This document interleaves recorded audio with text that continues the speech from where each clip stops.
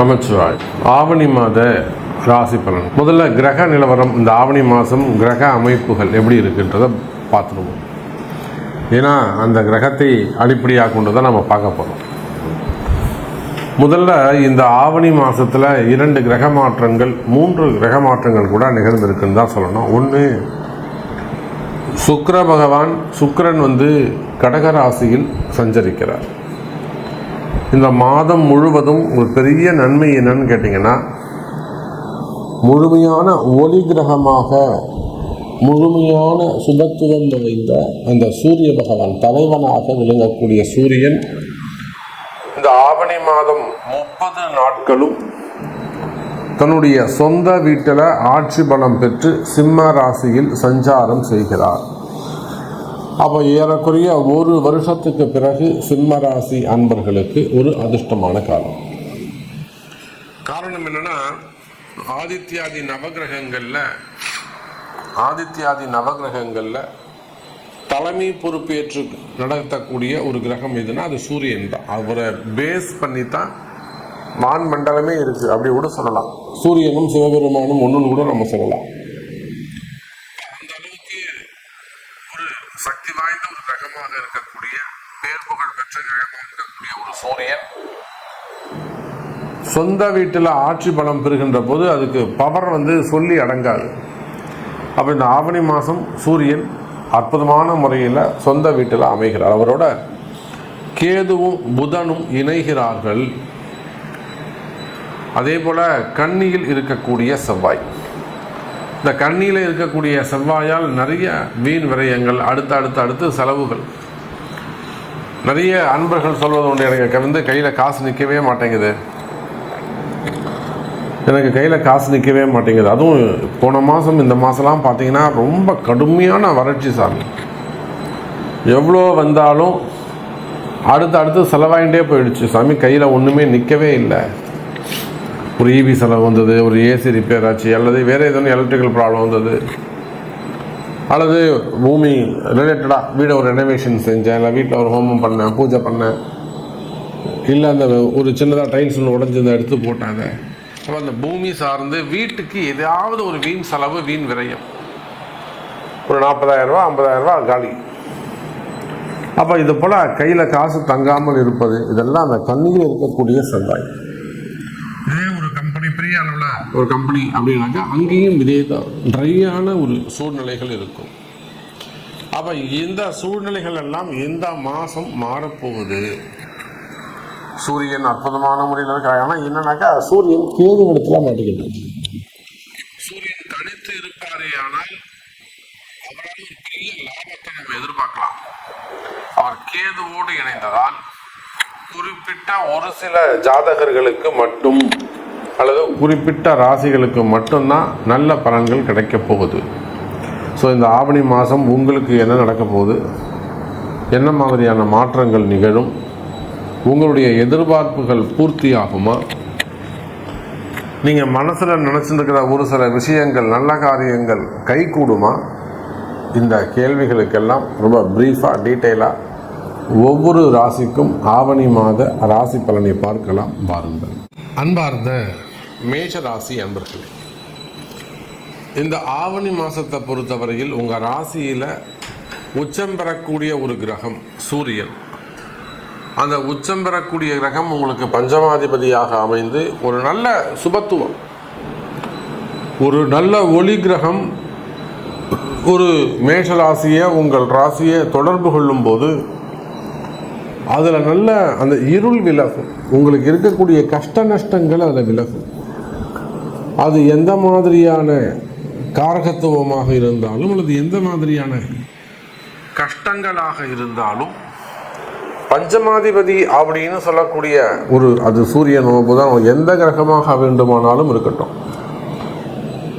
Specially மேஷ ராசி அப்படின்னு நம்ம பார்க்கும்போது உங்கள் ராசியில் உச்சம் பெறக்கூடிய ஒரு ராசி, ஒரு கிரகம், அவர் 5, 9ஆம் பாவமாக உங்களுக்கு தொடர்பு கொள்கிறார். அப்படின்னும் போது சூரியனுக்கு உங்கள் மேஷராசி 9ஆம் இடம் பாக்கியஸ்தானம்.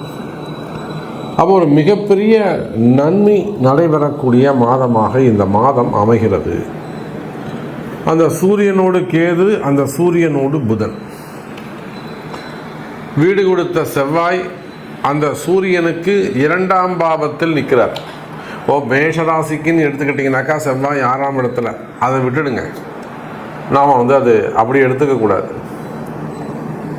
சூரியனுக்கு 2ஆம் பாவமாக, தனக்கு 2ஆம் பாவமாக. அப்போ 9வது பார்வையாக சூரியனும் கேதுவும் பார்த்து, சூரியன் கேது இணைந்து மேஷராசியை பார்த்து தனக்கு 2ஆம் இடத்துல ராசிநாதன் செவ்வாயும் இருக்கின்ற பட்சத்தில் நிச்சயமாக பலவிதமான கஷ்டங்கள், அந்த கஷ்டங்களிலிருந்து வெளிவரக்கூடிய வாய்ப்பு இந்த ஆவணி மாதங்களுக்கு உள்ளது மேஷராசி.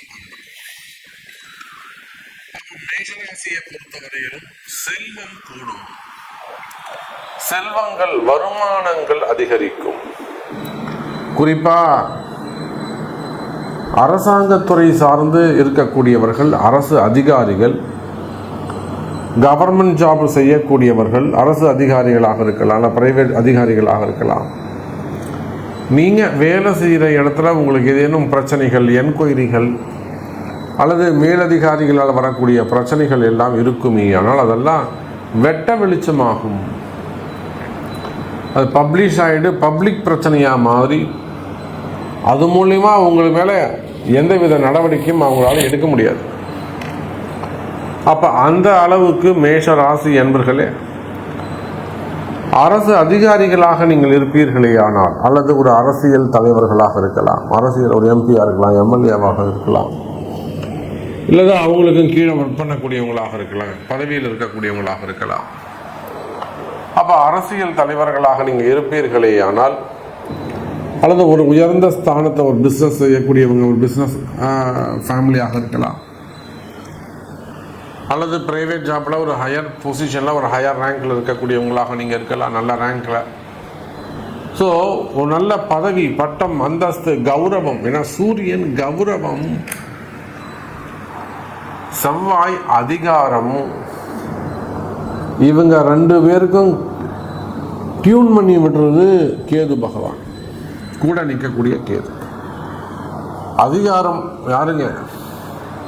அதிகாரம் யாருங்க? பெயர், புகழ், கௌரவம் சூரியன், அதிகாரம் செவ்வாய். அப்ப மேஷ ராசி என்பர்களே, நீங்கள் அரசியல் தலைவர்களாக இருந்தாலும், அரசு அதிகாரிகளாக இருந்தாலும், உயர்ந்த பொறுப்புகளிலே, பதவிகளிலே வசிக்கக்கூடியவர்களாக இருந்தால், கௌரவமான குடும்பத்தைச் சேர்ந்தவர்களாக இருந்தாலும், நல்ல பதவி, பட்டம், அந்தஸ்து, கௌரவம் இவையெல்லாம் உங்களுக்கு வந்து சேரும். இதற்கு முன்பாக ஏதேனும் உங்களுக்கு அவப்பெயர்கள் ஏற்பட்டிருக்குமேயானால், வீண்பழி, அவமானங்கள், செய்யாத குற்றங்களுக்கான தண்டனைகள் நீங்க மொத்தமா சம்பாதிச்சு கொண்டு போய் இன்னொருத்தட்ட கொடுத்துருப்பீங்க. அவ்வளவுதான் விஷயம். உங்களுக்காக நீங்க ஒன்றும் உழைச்சிருக்க மாட்டீங்க, இன்னொருத்தருக்காக, மற்றவர்களுக்காக, இன்னொரு குடும்பத்துக்காக நீங்க உழைச்சிருப்பீங்க. விசுவாசம். அதிலும் குறிப்பா பரணி, அதே போல அஸ்வினி நட்சத்திரம்லாம் டெடிகேஷன்ஸ். அப்போ உங்களுக்காக கூட நீங்கள் அந்த தவறுகளை செய்திருக்க மாட்டீங்க, உழைச்சிருக்க மாட்டீங்க. அடுத்தவங்களுக்கு கம்பெனி நல்லா இருக்கணும், அவங்க நல்லா இருக்கணும். அப்போ அந்த மாதிரிலாம் உழைச்சி உங்களுக்கு தான் அவப்பெயர் தான் ஏற்பட்டிருக்கும். கடைசியில் என் கையில் ஒன்றும் இல்லை சாமி, கடைசியில் சம்பாதிச்சதெல்லாம் ராகு பிடிங்கின்னு விட்டுட்டாரு. கொடுத்தது சனி, வாங்கியது ராகு. இதுதான் உண்மை. கடைசியில் பேரை கெடுத்தது யாருங்க? ராகுவும் கேதுவும். அப்போ இந்த மேஷ ராசியில் நிறைய நம்ம பார்த்துட்டோம். ஜெயில் யோகம் பார்த்துட்டோம், சிறை யோகம் பார்த்துட்டோம். ஒவ்வொரு மாதமும் நாமளும் ஒவ்வொரு பலன்களை ஒவ்வொரு விதமாக டிஃப்ரெண்ட் ஆங்கிளில் நம்ம சொல்லிக்கிட்டு இருக்கிறோம். அப்போ அப்படியெல்லாம் வாழ்க்கையில் கஷ்டப்பட்டு வந்திருக்கக்கூடிய மேஷராசி என்பர்களே, இன்னும் கூட அந்த பாபத்துவம், அந்த கர்ம வினை உங்களை சுற்றுகிறதா? கால சுத்தின பாம்பு மாதிரி அந்த பாபத்துவம் உங்களை சுத்தி வருதா? அதுக்கு பிராயச்சித்தம், பரிகாரம், அதற்குரிய வழிபாடுகள் என்ன என்பதை அறிந்து அதை செய்வீர்களேயானால் நிச்சயமா ஒரு பரிகாரம் வந்து இப்பதான் சாமி எதை பண்ணணும், இப்பதான் சாமி ஒரு ஹோமம் பண்ணேன் அப்படிங்கிறாங்க. பாவம் செய்யும் போது பெருசா செஞ்சிட வேண்டியது. பரிகாரத்தை செய்யும்போது அதாவது வீட்டில் அம்மா குக்கர் வைக்கிறாங்க, சமையல் குக்கர் வைக்கிறாங்க. அந்த குக்கரில் ஒரு பாதி தண்ணியை வச்சுட்டு ஒரு கைப்பிடி அரிசி எடுத்து போட்டுட்டு, நான் அரிசி போட்டுட்டேன்னு சொன்னால் அது யாராவது ஒருத்தருக்காவது உணவுக்கு வருமா? பத்துமா? சாப்பாடுனா பத்தாது. அதை போலத்தான் நாம் செய்யக்கூடிய வழிபாடுகளும் இருக்கக்கூடிய விரதங்களும் நம்முடைய பக்தியும் நம்முடைய பரிகாரமும் எப்படி இருக்குன்னா, அவ்வளோ பெரிய அண்டாவில் குக்கரில் ஒரு கைப்பிடி அரிசி எடுத்து போடுற கதை தான் நம்ம கதை. அப்போ பாவங்கள் இங்கே பெருசாக இருக்கு, ஆனால் பரிகாரங்கள் சிறுசாக இருக்கு. அப்போ இந்த மாதிரி தொடர்ந்து அடிமேல் அடி விழுது சாமி, தொடர்ந்து அடிமேல் அடி விழுது. நான் பிஸ்னஸ் பண்ண, நீங்கள் உள்நாடாக இருக்கலாம், வெளிநாடாக இருக்கலாம், எந்த மாநிலமாக வேண்டுமானாலும் இருக்கலாம், வெளிநாட்டில் வசிக்கக்கூடியவர்களாக இருக்கலாம். பாருங்க சாமி, எனக்கு தொடர்ந்து அடுத்து அடி விழுந்துக்கிட்டே இருக்கு. கையில் காசு நிற்க மாட்டேங்குது. தொடர்ந்து வீண் விரயம் சாமி. ஆஸ்பத்திரிக்கு போகிறது அல்லது ஏதாவது மெக்கானிக்கை கூப்பிடுறது, சர்வீஸ்க்கு கொடுக்கறது, தொடர்ந்து வீண் செலவுகள், போட்டி பொறாமைகள். கூட இந்த எதிரிகளுடைய தொந்தரவு தாங்க முடியவில்லை, ஒரே போட்டி போறாங்க சாமி. அப்ப நீங்க விவசாய பெருமக்களாக இருக்கலாம், விவசாயம் செய்யக்கூடியவர்கள், தென்னந்தோப்பு வச்சு நடத்தக்கூடியவங்க, தேங்காய் மண்டி நடத்தக்கூடியவங்க, இல்லை அது ரிலேட்டடாக பிஸ்னஸ் செய்யக்கூடியவர்கள், ரியல் எஸ்டேட்ஸு, காடு, விவசாயம் செய்யக்கூடிய விவசாய பெருமக்களாக இருக்கலாம். அடுத்து ஏதோ ஒன்று நடந்துகிட்டே இருக்கு சாமி இந்த பூமியில. ராசிமானம், செய்வினை கோளாறுகள், திருஷ்டிகள். அப்ப இந்த மாதிரி எல்லாம் திருஷ்டி பிரச்சனைகள் எல்லாம் உங்களுக்கு இருக்குமே ஆனால் கவலை வேண்டாம். மேஷ ராசி அன்பர்களே, இந்த மாதம் முதல் நல்லது நடக்கும். அப்ப அந்த சூரியனுடைய சுபத்துவம், அந்த சூரியனுடைய நெருப்பு உங்களிடத்தில் இருக்கக்கூடிய அந்த அழுக்குகளை எல்லாம், ஆபத்துக்களை எல்லாம், அல்லது அந்த செய்வினை கோளாறுகளை எல்லாம், பாவத்துவத்தை எல்லாம் இந்த சூரியன்கிற நெருப்பு பஸ்மமாக்கிவிடும். அதனால் இந்த ஆவணி மாதம் உங்களுக்கு சிறப்பான மாதமாக இருக்கும். அப்போ கரெக்டு சாமி, நீங்கள் சொல்றது 100% உண்மை. எனக்கு இந்த மாதிரி ஒரு பிரச்சனை இருக்குது சாமி, எனக்கு இது நடக்குமா, எனக்கு இது சரியாகுமா, இந்த இடம் நமக்கு முடியுமா அப்படின்னு நீங்கள் கேட்பீர்களே, ஆனால் உங்களுடைய எதிர்பார்ப்புகள், உங்களுடைய கேள்விகளுக்கு உங்கள் பிறப்பு ஜாதகம்தான் பேசும் என்பதை சொல்லிக்கொண்டு மீண்டும் ஒரு அற்புதமான பதிவில் சந்திக்கிறேன். நன்றி, நமச்சிவாயம். ஜெய் வராகி, ஜெய் வராகி.